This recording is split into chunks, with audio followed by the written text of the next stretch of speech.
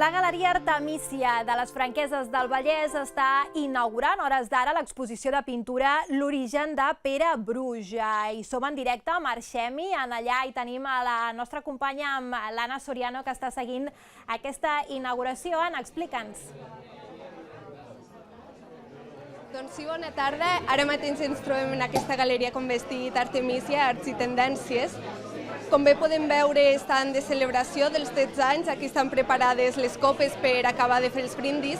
A part d'aquesta celebració també estem d'inauguració, una inauguració que s'anomena Origen, de l'artista Pere Bruix, una inauguració també que té obres des de fa 35 anys fins ara, és a dir, recull obres des del 1990 fins ara en aquests moments. Aquí darrere, com bé podem observar, hi ha algunes d'aquestes obres que es basen en l'origen de la vida i amb les partícules subatòmiques que ben bé no tenen imatges conegudes com a tal, però ara mateix podrem parlar amb la comissària d'aquesta galeria, que és la Cristina Requena. Cristina? Hola, bona tarda. Bona tarda. Primer de tot, felicitats pels 12 anys. Gràcies. Explica'ns una mica què suposa per vosaltres tenir aquesta exposició avui aquí. Doncs mira, amb el Pere fa bastant temps que ens coneixem.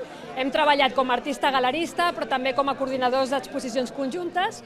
Per mi és un èxit i una satisfacció perquè és una persona amb molt de talent, però també un artista molt fàcil de treballar. Entendre la pintura com un llenguatge comú i la professionalitat com a artista, doncs per nosaltres és un èxit. Doncs moltes gràcies, Cristina, per estar aquí. També, bé, és important conèixer la Pere. Explica'ns una mica què és el que has volgut transmetre amb aquesta exposició. Sí, aquestes peces, totes elles, venen d'intentar buscar una recerca amb el que és l'inici, tant de l'inici de la creació, l'univers, el Big Bang, com l'inici de la nostra vida.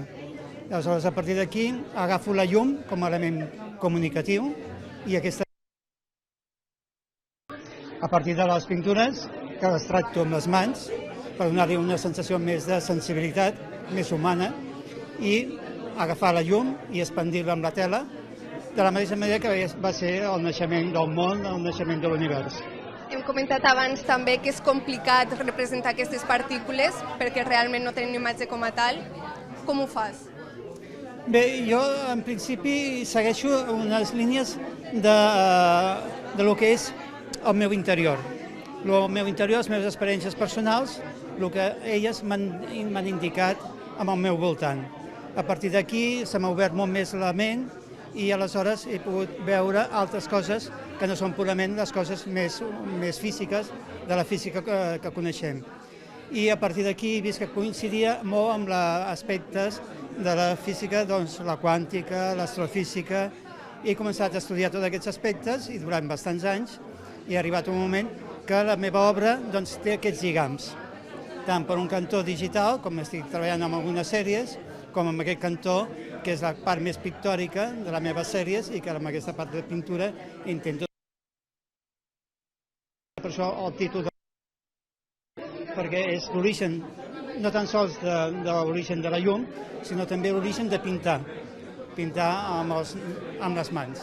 Doncs moltíssimes gràcies, Pere, per haver-nos estat aquí parlant amb nosaltres. Gràcies a vosaltres.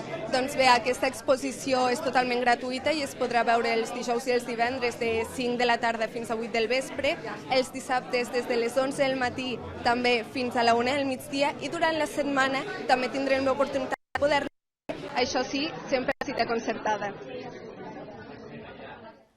Gràcies, Anna, per haver-nos apropat una mica aquests secrets d'aquesta exposició, tot i aquests petits fallos de cobertura que hem tingut. Convidem a tothom que estigui interessat a gaudir d'aquesta exposició a la Galeria Artemísia.